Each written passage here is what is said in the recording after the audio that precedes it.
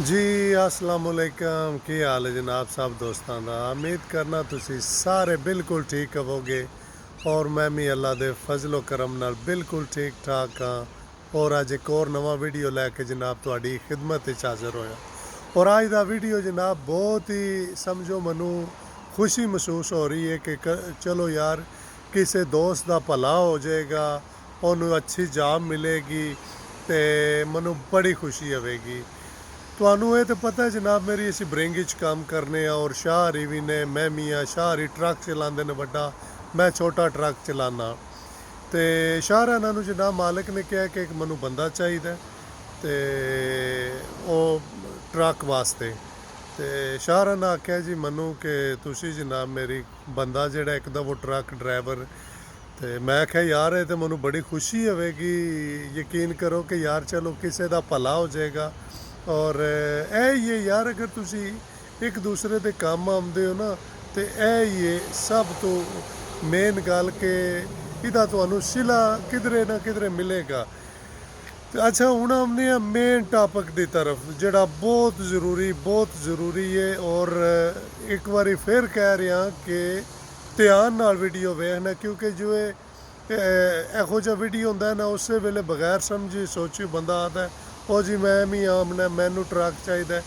ਪਹਿਲੇ ਨੰਬਰ 'ਤੇ ਇੱਕ ਚੀਜ਼ ਮੈਂ ਕਲੀਅਰ ਕਰ ਦੇਵਾਂ, ਇੱਥੇ ਹੁਣ ਸਵੀਡਨ ਦੇ ਵਿੱਚ ਜਿਹੜਾ ਰੂਲ ਸਿਸਟਮ ਹੋਏ ਹੈ, ਅਗਰ ਬੰਦਾ ਨਵਾਂ ਆਉਂਦਾ ਉਹ ਟਰੱਕ ਡਰਾਈਵਿੰਗ ਕਰਦਾ, ਉਹ ਪੇਪਰ ਜਮ੍ਹਾਂ ਕਰਾਉਂਦਾ, ਕੇਸ ਅਫੀਸਰ ਉਹਦੇ ਪੇਪਰ ਰਿਜੈਕਟ ਵੀ ਕਰ ਸਕਦਾ। ਉਹਦੀ ਵਜ੍ਹਾ ਕਿ ਤੁਸੀਂ ਉਹ ਤੁਹਾਨੂੰ ਕਹੇਗਾ ਕਿ ਜਿੰਨਾ ਚਿਰ ਤੇਰੇ ਪੇਪਰ ਚੇਂਜ ਨਹੀਂ ਹੁੰਦੇ ਇਹ ਪ੍ਰੋਫੈਸ਼ਨਲ ਡਰਾਈਵਿੰਗ ਵਿੱਚ ਆ ਜਾਂਦਾ, ਨਹੀਂ ਕਰ ਸਕਦੇ। ਸਮਝ ਆ ਗਈ ਇਸ ਗੱਲ ਦੀ? ਇਹ ਜ਼ਿਹਨ ਵਿੱਚ ਬਾਲ ਕੇ ਰੱਖਣੀ ਹੈ। ਹੋ ਸਕਦਾ ਉਹ ਤੁਹਾਨੂੰ ਰੱਖ ਲੈਣ ਕੰਮ 'ਤੇ, ਉਹ ਜਿੱਥੇ ਤੁਸੀਂ ਜਾਣਾ ਟਰੱਕ ਬਰਿੰਗ ਦਾ ਕੰਮ ਹੈ। ਔਰ ਤਨਖਾਹ ਜਿਹੜੀ ਸਟਾਰਟਿੰਗ ਸ਼ੁਰੂ ਹੈ 27,000 corona way the, 2700 euro with tax ਸੇ। ਹਾਂਜੀ।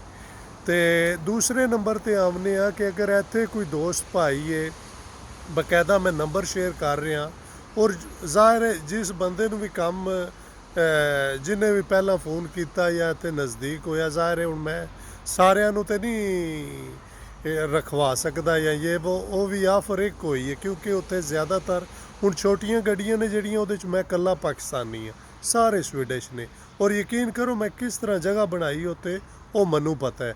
ਮੈਂ ਭੱਜ ਨੱਸ ਕੇ ਕਰਕੇ ਮੇਰੇ 2 ਟਰੈਕ ਉਹਨਾਂ ਨੂੰ ਮੈਂ ਕਿੱਕਣ ਕਵਰ ਕੀਤਾ, ਕਿੱਕਣ ਉੱਥੇ ਅੰਦਰ ਮੈਂ ਜਿੱਥੋਂ ਮੈਡੀਸਨ ਦਵਾਈਆਂ ਲਈਦੀਆਂ ਨੇ ਉੱਥੇ ਕਿੱਕਣ ਮੈਂ ਸਲਾਮ ਦੁਆ ਕੀਤੀ, ਜਿੱਥੇ ਦਵਾਈਆਂ ਦੇਣ ਚਾਹੀਦਾ।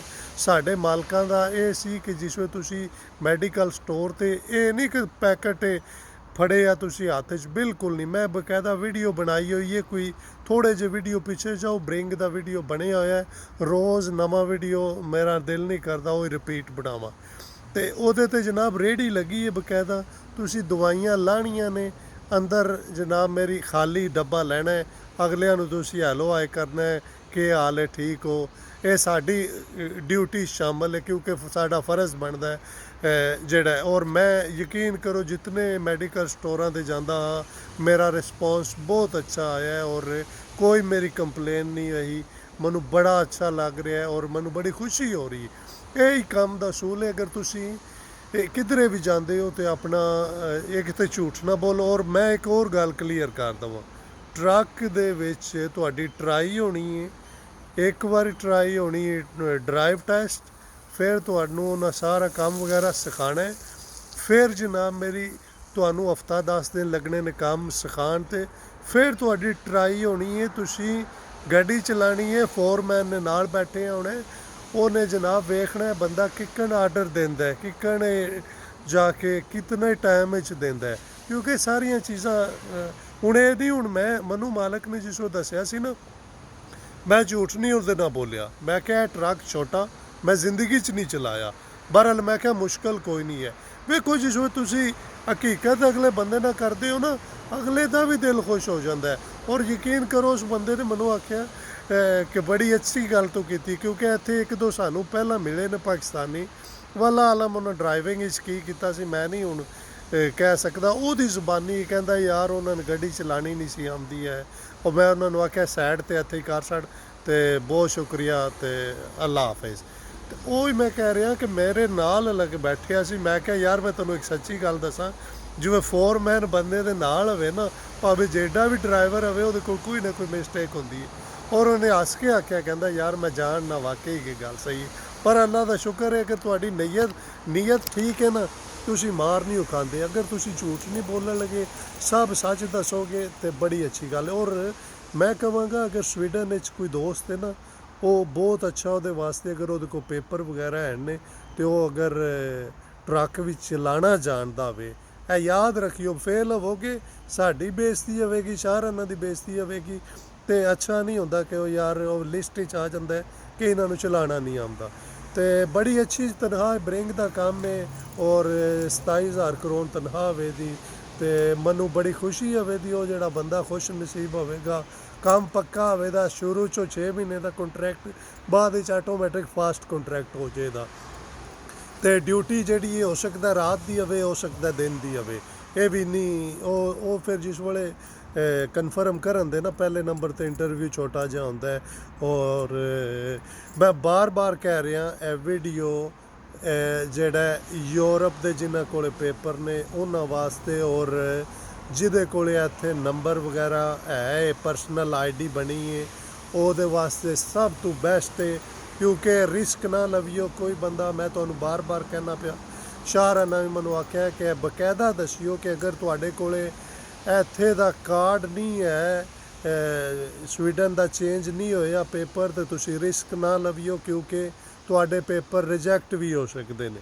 ਮੈਂ ਇਸ ਵਾਸਤੇ ਕਨਫਰਮ ਕਰ ਰਿਹਾ ਬਾਰ ਕਿ ਇਹ ਗਲਤੀ ਨਾ ਕਰਿਓ। ਔਰ ਇਹ ਨੰਬਰ ਮੈਂ ਦਿੱਤੇ ਹੈ, ਇਹ WhatsApp ਨੰਬਰ ਹੈ, ਜਿਹੜਾ ਵੀ ਬੰਦਾ ਇੱਥੋਂ ਰਾਬਤਾ ਕਰੇਗਾ ਇਨਸ਼ਾਅੱਲਾ ਜਲਦੀ ਉਹਨਾਂ ਨੂੰ ਚਾਹੀਦਾ ਹੈ ਅੱਜ ਕੱਲ੍ਹ ਵਿੱਚ, ਬਹਰਹਾਲ 2-3 ਦਿਨ ਦੇ ਅੰਦਰ ਜਿਹੜਾ ਵੀ ਬੰਦਾ ਰਾਬਤਾ ਕਰਦਾ ਅਤੇ ਇਨਸ਼ਾਅੱਲਾ ਉਹਨੂੰ ਜਨਾਬ ਮੇਰੀ ਉੱਥੇ ਮਾਲਕ ਨਾਲ ਮਿਲਾਇਆ ਜਾਏਗਾ ਬਕਾਇਦਾ, ਅਤੇ ਇਨਸ਼ਾਅੱਲਾ ਉਹਦਾ ਕੰਮ ਪੱਕਾ ਹੋਵੇਗਾ। ਔਰ ਡਰਾਈਵਿੰਗ ਆਉਣੀ ਚਾਹੀਦੀ ਹੈ ਪਹਿਲੇ ਨੰਬਰ 'ਤੇ। ਮੈਂ ਕਨਫਰਮ ਤੁਹਾਨੂੰ ਕਰ ਲਿਆ, ਕਿਉਂਕਿ ਉੱਥੇ ਜਿਵੇਂ ਤੁਸੀਂ ਨਾਲ ਉਹਨੇ ਬੈਠੇ ਹੋਣਾ ਨਾ, ਅਤੇ ਅੱਛਾ ਨਹੀਂ ਲੱਗਦਾ ਕਿ ਤੁਸੀਂ ਆਖੇ ਤੁਹਾਨੂੰ ਯਾਰ ਸਾਈਡ 'ਤੇ ਲਾ ਛੱਡ ਗੱਡੀ, ਤੈਨੂੰ ਤਾਂ ਪਤਾ ਹੀ ਨਹੀਂ ਚਲਾਉਣੀ ਨਹੀਂ ਆਉਂਦੀ। ਕਿਉਂਕਿ ਇੱਕ ਡਰਾਈਵਿੰਗ ਜਿਹੜੀ ਹੈ ਨਾ, ਉਹ ਪ੍ਰੋਪਰ ਜਿਹੜੀ ਵੀ ਚੀਜ਼ ਹੈ, ਹੁਣ ਕਾਰ ਹੋਰ ਚੀਜ਼ ਹੈ, ਟਰੱਕ ਹੋਰ ਚੀਜ਼ ਹੈ। ਲਾਇਸੈਂਸ ਵੀ ਜੋ ਬੰਦਾ ਲੈਂਦਾ ਨਾ ਟਰੱਕ ਦਾ, ਉਹ ਉਹਨਾਂ ਨੇ ਸਿਰਫ ਤੁਹਾਨੂੰ ਮੇਨ ਦੱਸੀ ਜਾਂਦੀਆਂ ਚੀਜ਼ਾਂ, ਤੁਸੀਂ ਚਲਾਇਆ ਨਹੀਂ ਹੁੰਦਾ। ਇਹ ਜਿਸ ਵੇਲੇ ਤਜਰਬਾ ਉਸ ਵੇਲੇ ਹੁੰਦਾ ਜਿਸ ਵੇਲੇ ਤੁਸੀਂ ਚਲਾਉਂਦੇ ਹੋ ਕੋਈ ਨਾ ਕੋਈ ਚੀਜ਼। ਅਤੇ ਇੱਕ ਵਾਰ ਦੁਬਾਰਾ ਕਨਫਰਮ ਕਰ ਦੇਣਾ, ਕੰਮ ਵਾਸਤੇ ਬੰਦਾ ਚਾਹੀਦਾ ਹੈ ਜਿਹਦੇ ਕੋਲ ਇੱਥੇ ਦੇ ਪੇਪਰ ਹੋਣ, ਟਰੱਕ ਡਰਾਈਵਰ ਚਾਹੀਦਾ, ਛੋਟੀ ਗੱਡੀ ਦਾ ਕੰਮ ਕੋਈ ਨਹੀਂ ਹੈ।